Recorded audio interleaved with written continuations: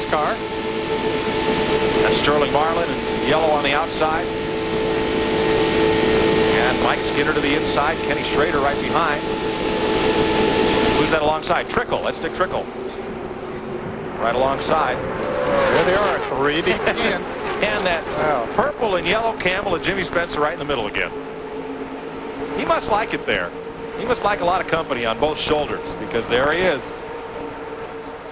And let's go to Dale Jarrett's pit and Dick Berggren. And Dale Jarrett has been flying today. He has gone from 29th to 1st in just 11 laps at one point. Todd, that's a pretty awesome record, but this car has finished second 3 times here at Talladega. You going to beat second today? Well, I sure hope so. You know, things weren't looking too good in practice yesterday, but, you know, we worked real hard on the car this morning, made some pretty big changes, and right now it looks like it's running pretty good. And, you know, we got a great race car driver out there leading that draft. He's pretty sharp at these places, and this place owes us one. We were second here last year twice, and maybe we can pull this thing out today. And they've got a great crew here, too. Terrell Shaheen. Tony Furr is a crew chief for John Andretti. Tony, you were from the front to the back and back to the front now. What's caused the roller coaster ride?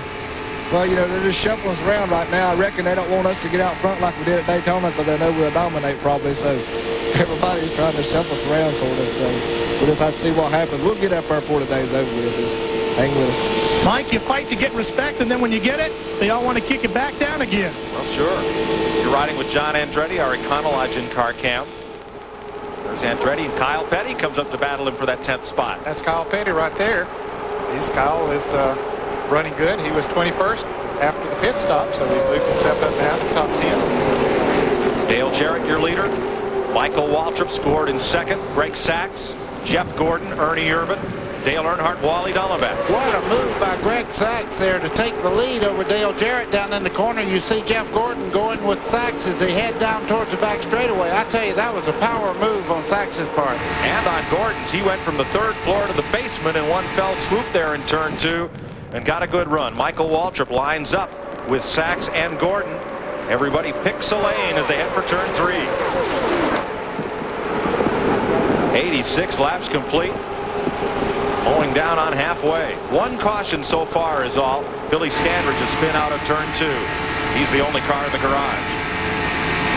Dale Jarrett being towed along by Greg Sachs, and on the inside, Jeff Gordon.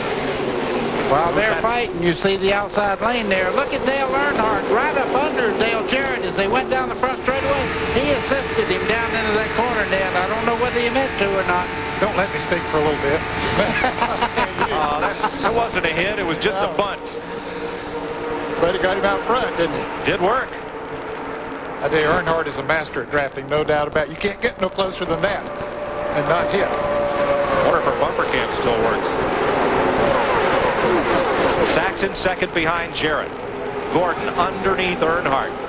And way up in the 3rd floor, there's Jimmy Spencer in yellow again.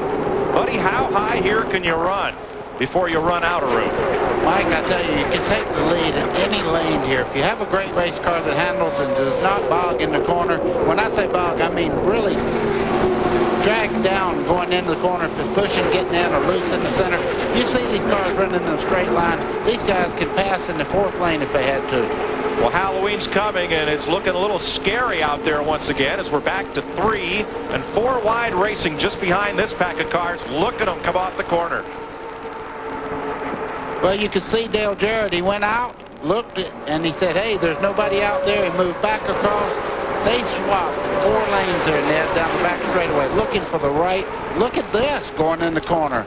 That's Kenny Schrader up there in the green, number 33, and the number 42 there, to read my marks, is Joe Nemechek. He's right up in the thick of it. Here's Rusty Wallace in the white car down on the inside making a move. But Wally Dallenbach in the green car jumped right out in front of him. Now, just a second ago, Rusty Wallace was leading this race. He's already back to 12, and it was just positioning in the draft. He's moved that far back in that few laps there. We're going to show you the bump again. You're with Dale Jarrett. Coming off the banking. There's Greg Sachs right behind him. Can I tell Ned he made it before we look at it? Now you're with Jarrett.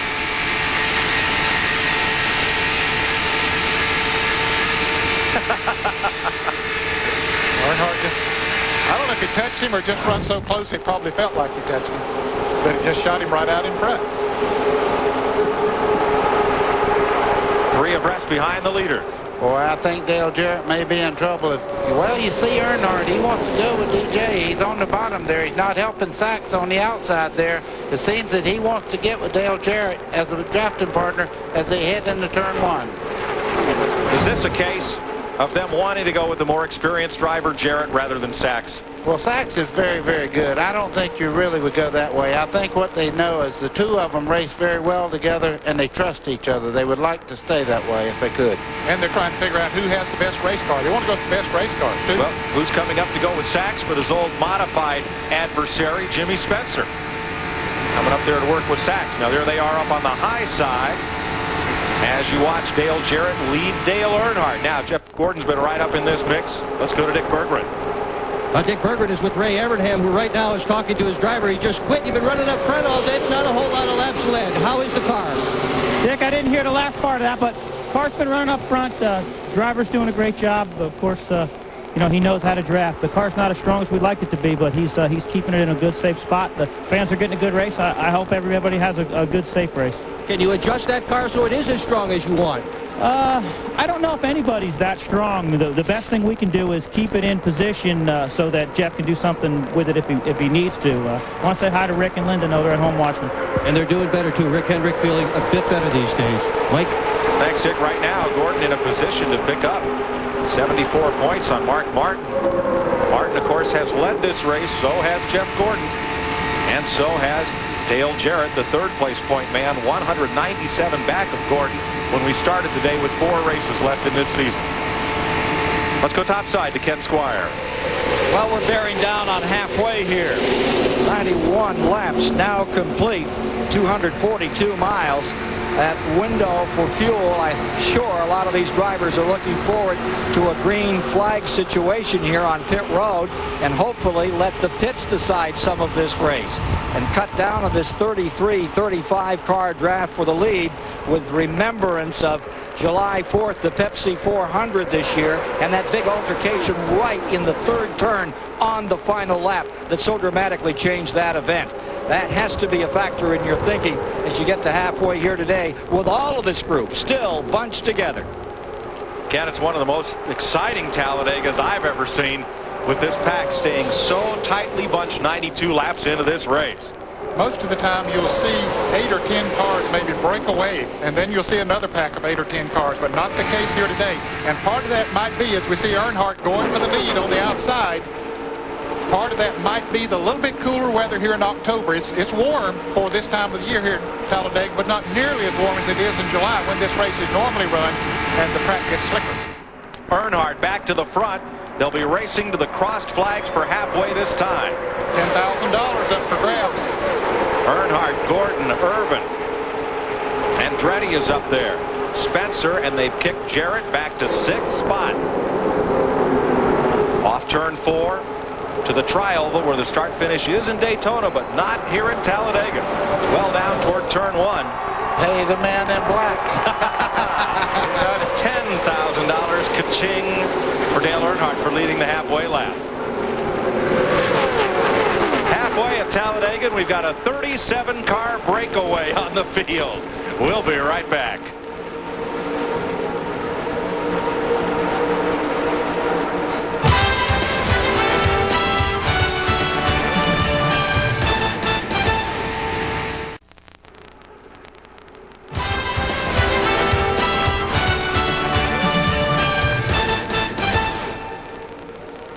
Welcome back to Talladega, where pole sitter Ernie Irvan has once again assumed the lead over Dale Earnhardt, and Jimmy Spencer's fought his way up to third. 12 different leaders today.